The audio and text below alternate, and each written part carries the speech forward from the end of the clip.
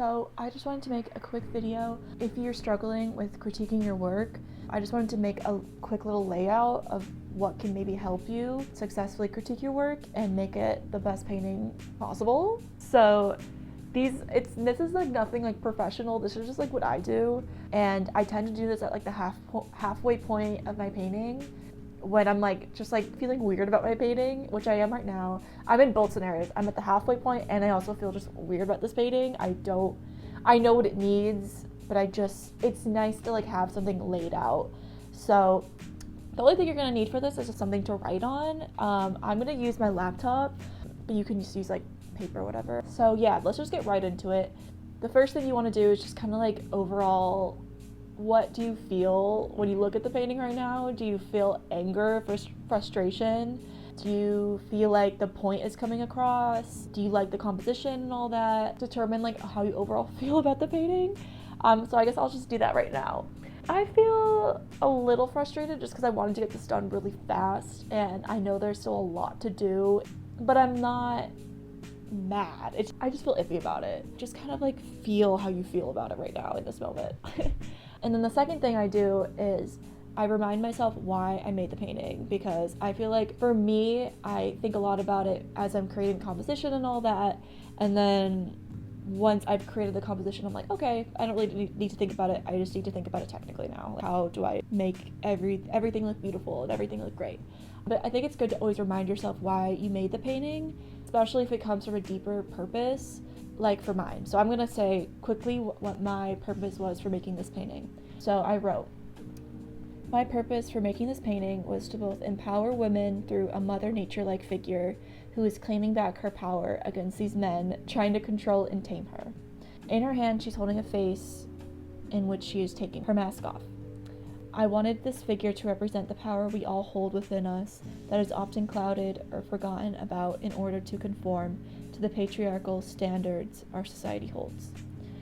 This can also be a commentary on capitalism and how no matter how much we destroy, abuse, and contort nature, that ultimately this planet is the one who gives us life, who gives us water and fire and everything that keeps us alive.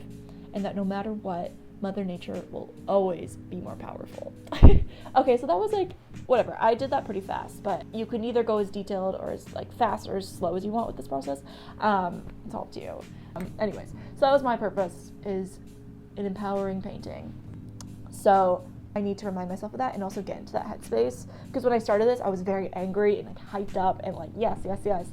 And then over time, like especially with like our brains nowadays with like our phones and stuff, we just get distracted really easily and we kind of forget those. I don't know, I still feel that anger, but like it's not as like passionate. Like it's not like, it's not fueling me as much because I just have so much other things going on, So it's just good to remind yourself why you made this painting. If it's not anything very purposeful or like it's not anything it's just something more simple, like you're just creating a landscape or a very beautiful painting, just think about like, okay, what do you want the viewers to feel? And that can go a lot into color and what style you use. If you're creating a landscape and you want it to be more imaginative, like Van Gogh-y like, or do you want it to be more like realism?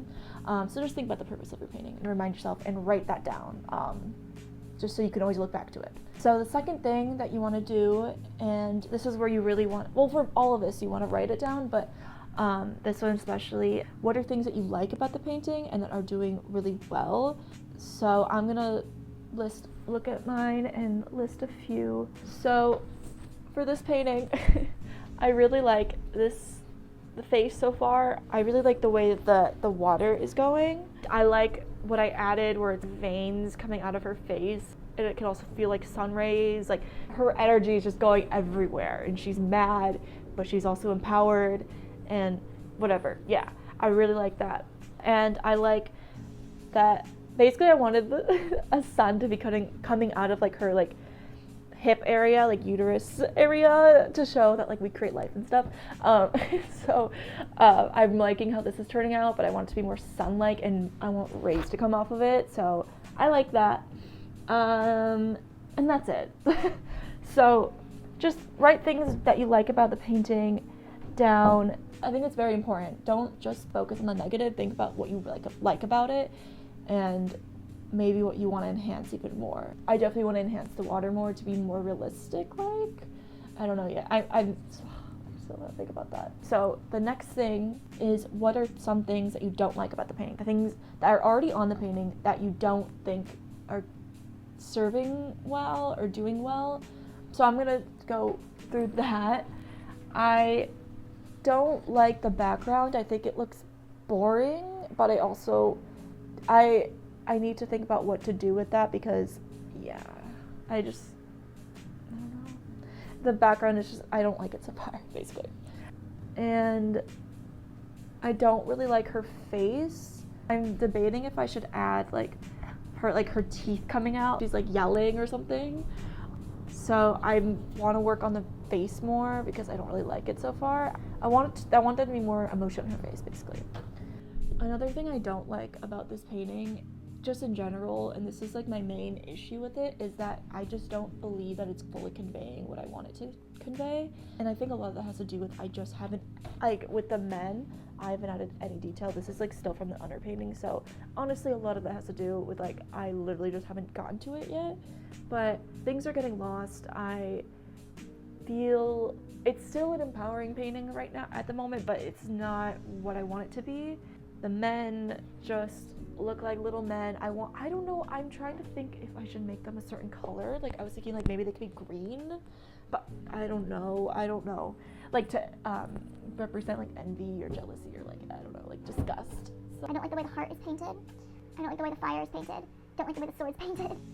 And I feel like the composition is just a little, it doesn't really make much sense. So like you can't really see where the floor. I'm realizing a lot of this really just has to do with like, I'm just not done with it. So that will go into my next thing that I'll tell you. What do you have to do now?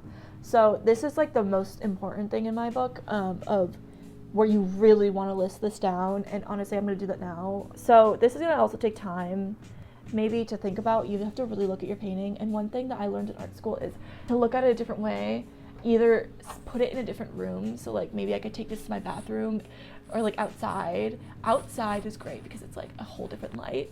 Take it somewhere else so you can really see it through a different perspective. That can help you really see what needs to be done. Another thing is you could turn it upside down and like go far away.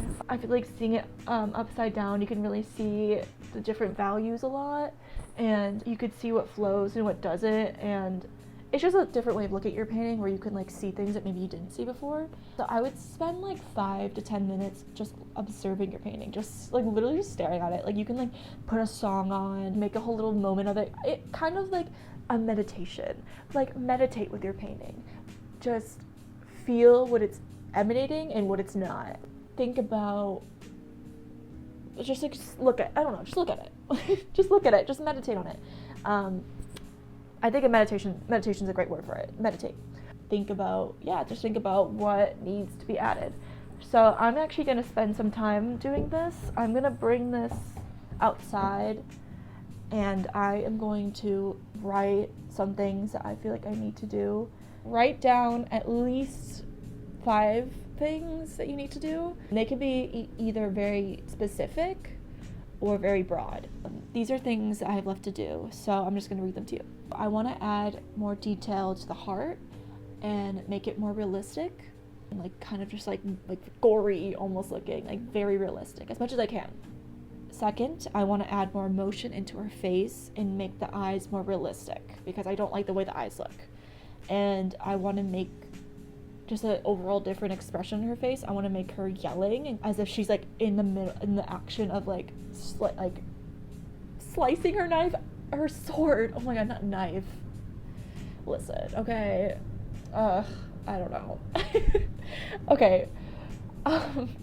So third, I want to add back in the snakes coming from her head, because as I was like doing like the red like vein things coming out of her head, the snakes got lost, and I want to add them back and possibly add more. So fourth, I'm going to make the crows more detailed and noticeable, as I feel like they're getting lost within the background. I'm not going to touch the background yet. I'm going to just add every other detail before I do that, because I tend to like make my paintings very chaotic and everything has something in it. And so I wanted to see what this painting would look like on a neutral background. But I don't like it so far, the background, but I think it's because I haven't added all the details to everything else. So I'm gonna wait on that.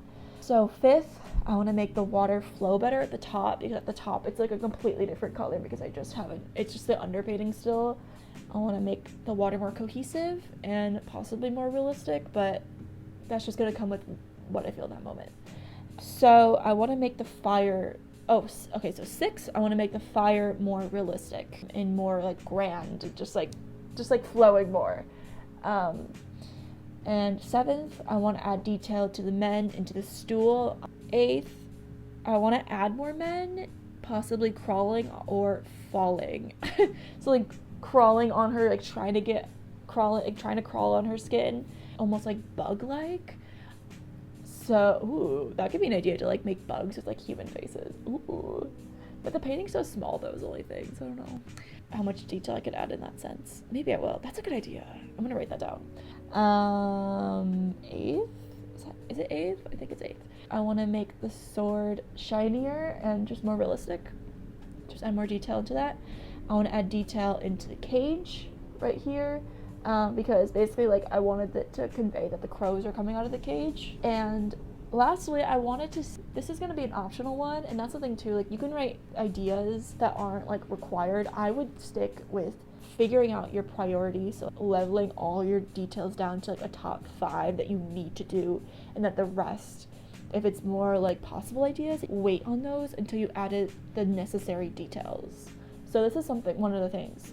I want to maybe add cords and wires somewhere in the painting, just to kind of go into that capitalism idea where Mother Nature is reclaiming her power. You know, with the digital society that we are in now, like it's so opposite of Mother Nature. So I just wanted to maybe incorporate wires in some areas. I'm not sure yet though. So that's just like whatever. That's my list, my overall list that I have. Just seeing all this, especially with the things you have left to do, honing it down to top 5 or top 3 priority that you do first, I do think that would help. I think it's good to like have a priority of like what you know you need to do, and the rest can, if it's like more like maybe I can do this, do that after. So yeah, this whole process is just basically like seeing what you need to do written. I feel like a lot of artists, we're very in our own heads, and we're just like more like, like you just kind of go with the flow. At least that's me. Honestly, like there's artists that are complete opposite actually, but for me, I'm more of like, I'm just like my head's everywhere. I just like sometimes mindlessly paint. I'm just like, I'm just gonna add stuff to this. But I think it's good to really remind yourself what you need to do and why you're making this painting, and what you like and don't like and all that stuff. Like I just think it's good to have a list of that so you can just go back to it. But yeah, I also like this. I'm not a teacher, so I'm sorry if this wasn't like that informative. I just wanted to share my process of what I do. Stay tuned for when I make a video about this one so you can see the final result of this, because it's hopefully going to look very different, or just better, just better in general. I hope this somewhat helped. Maybe this was all already known knowledge. I don't know. If you want more videos like this, like more tutorials, let me know. I'm going to do my best. Again, I'm not a teacher at all, like at all. So I'm trying my best here. Okay, and subscribe if you want to see more videos from me. My links are all below, and I hope you're having a wonderful day, and I'll see you in the next video. Bye.